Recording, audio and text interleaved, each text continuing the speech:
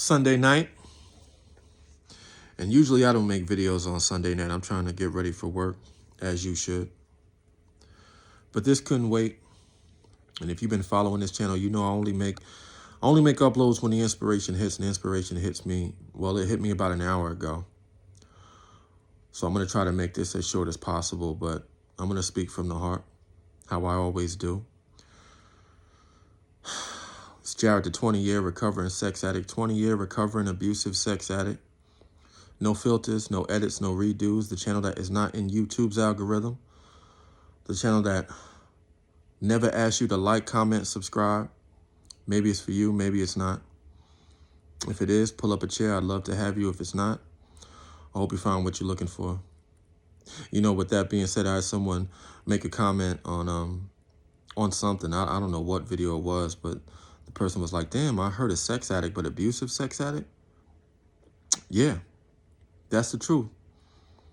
I didn't make this channel to tell half-truths, you know, whether it was mental, physical, emotionally. I've been hurt. I've had women hurt me too. I've been in physical altercations. I've had women hit me too. Like, we don't point the finger over here. No, we hold ourselves accountable. It's about becoming the best version of yourself. You can only do that when you're honest with yourself. And how many people on YouTube really look at that ugly in the mirror and tell they whole truth? I don't know too many. Which is why I always tell y'all, you're not going to find another channel like this on YouTube. No, not like mine. This is that real. I'm not saying other people aren't. I'm saying it's 100% transparency on my channel. I don't know it any other way.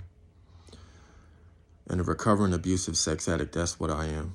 That's what I've known for the last 20, 25 years. I might have changed my life now, but you can't escape your track record. I'm always going to be a recovering addict. So let's get to it. To the young men out there, I want to let you know that every day you wake up, you plan for things to go accordingly. From A to B to C, till one day you get up and your life goes sideways. Till you have to deal with a problem that you never saw coming. When C goes to X instead of D. How you respond to that adversity will shape your life.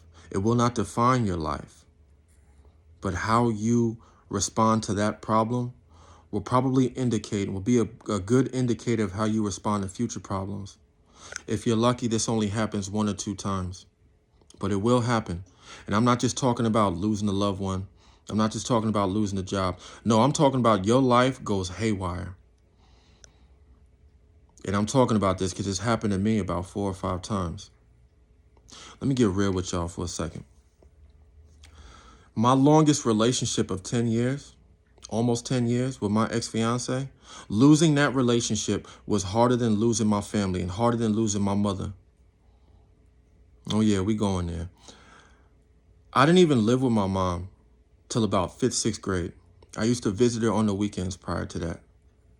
That's a whole nother story. When I moved after high school, I was 19 when I moved to Vegas. I was out there for a few years, maybe 5, 6 years. By the time I came back, she was already sick with cancer. My mother died in October of 2008. She was only 50-something years old. She was young. I'm not going to get into the specifics of her exact age, but she was young.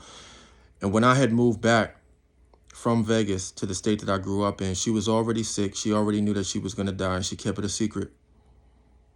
By the time I knew about it, I kept it a secret from the rest of the family. I would lose them too. I lost all my family in a short period of time. At that time, my ex of almost 10 years, she wasn't exactly living at the house with my mother and I, but she was there every day. She was the bridge to my mom, and that made it all the more difficult for me to lose that relationship, because losing that relationship, losing her, was almost like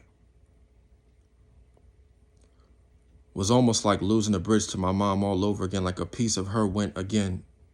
If y'all can understand that, if y'all have lost loved ones, I know y'all know what I mean. If you don't, then it's okay. But just know that it hurt even more. But when I did lose that relationship, I also lost my freedom, along with my daughter, along with my car, along with my clothes, along with a lot of things that I don't care to talk about. But going to jail helped me from further self-destruction. And I touched on that on another upload, but it's the truth. It's one of the hardest times in my life. And if I had been free, I don't know if I'd be the man right here you see in front of you making these videos, because I think I would have made things a lot worse for everyone. Because a man with nothing to live for is a dangerous man. We don't handle affairs of the heart well. Women do. Men aren't supposed to be emotional like that. We're not supposed to stay in that state. We love kind of possessively, whatever the word is. And we're kind of all in. It's all or nothing. And when it's nothing, we have a tendency to blow up everything around us, man. In that regards, women handle adversity a lot better than men do. If you see a man and he's been hurt, he might hold on to that hurt for the rest of his life. He'll never forget. He might learn how to put the pieces back together and rebuild and move on, but he'll never be the same. Women tend to go from relationship to relationship to relationship, and they can bounce back a lot easier than men can because it's in their DNA to do so.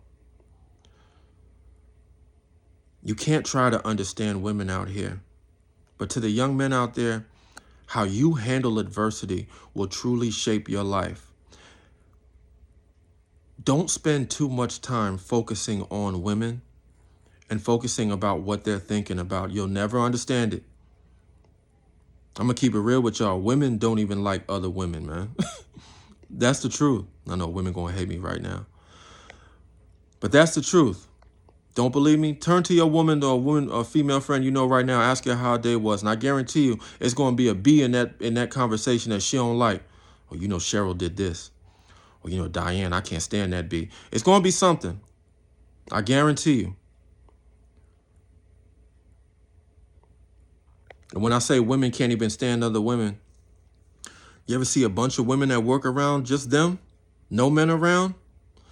See how long that lasts before them arguments and fights don't start happening. They going to get on each other's nerves, man. But to the young men out there,